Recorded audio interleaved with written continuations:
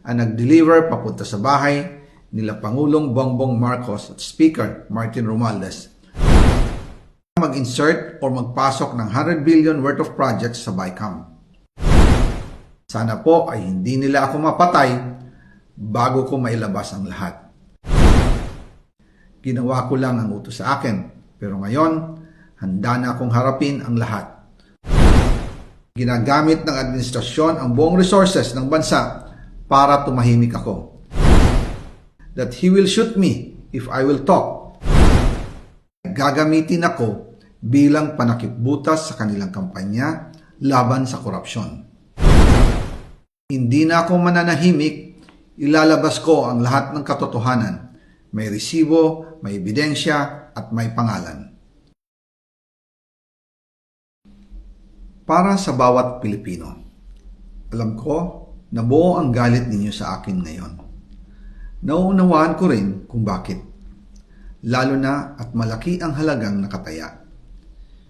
Pero bago kayo humusga, hayaan ninyong ipaliwanag ko ang buong katotohanan. Matagal akong hindi nagsalita dahil may direktang utos sa akin. Huwag nang bumalik ng Pilipinas at manahimik na lamang. Umalis ako noong July 19, 2025 para sa aking medical check-up. Nakaplanong bumalik pagkatapos ng SONA ni Pangulo. Pero habang papauwi na ako, tinawagan ako ni dating Speaker Martin Romualdez at sinabihan, "Stay out of the country. You will be well taken care of as instructed by the President." Noon naniniwala pa ako sa kanila, kaya't hindi ako bumalik.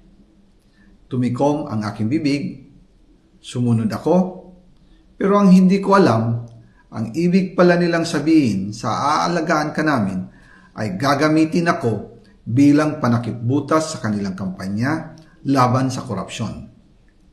Ginawa nila akong poster boy ng kanilang sariling kasinungalingan. Ngayon, hindi na ako mananahimik, ilalabas ko ang lahat ng katotohanan. May resibo, may ebidensya, at may pangalan.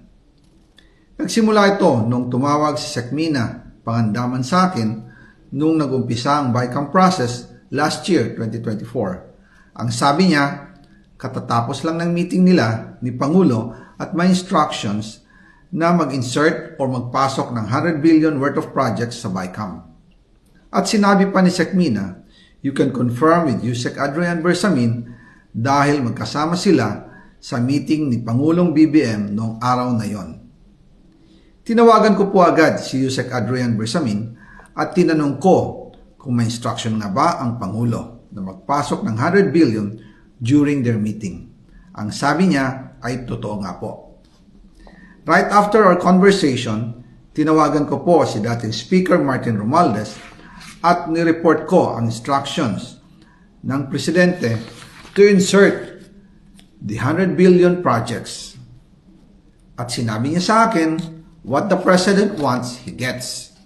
After ng ilang araw, nag-set po ng meeting si Sekmina Pangandaman at Yusek Adrian Bersamin sa amin ni dating Speaker Martin Romualdez sa Aguado Building in front of Gate 4 ng Malacanang at nandun din po si Yusek Jojo Cadiz. During the meeting, binigay po ni Yusek Adrian Bersamin ang listahan na worth 100 billion. Tinanong ko po si Yusek Adrian kung saan galing ang listahan. Ang sagot niya, galing kay PBBM mismo at binigay niya ito mula sa brown leather bag. Nung sinabi po ni Yusek Adrian Bersamin, yung brown leather bag, naalala ko noong nasa Singapore kami right after the elections of May 2022 sa Hilton Hotel, kami ni dating Speaker Martin and PBBM habang pauwi at pabalik ng Pilipinas, hinabol ng PSG ang brown leather bag at ang sabi ni PBBM, maiwan na lahat, wag lang ang brown leather bag. Kaya naniwala ako na utos talaga ito ng Pangulo.